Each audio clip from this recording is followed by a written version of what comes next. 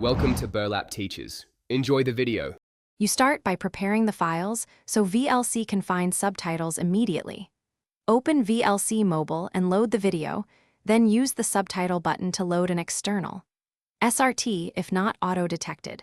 Make sure the subtitle file name closely matches the video name to avoid confusion. Once done, pause playback and note the current timestamp. This gives you a stable reference point for syncing. You're doing this to make manual adjustments precise and avoid drifting later. Now you adjust timing so text matches speech.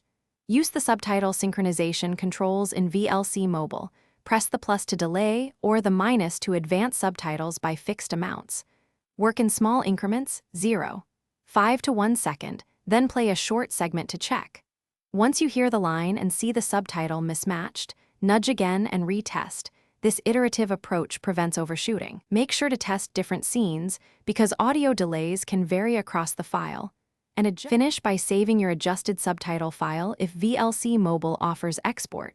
Otherwise, note the final offset value for reuse. Apply that offset to the original SRT using a subtitle editor on desktop so changes persist across devices. If subtitles still drift, increase resolution of testing and try different step sizes because some files need millisecond tweaks. If nothing fixes it, suspect codec or variable frame rate issues, convert the video to a constant frame rate or try another player. That often resolves stubborn timing problems.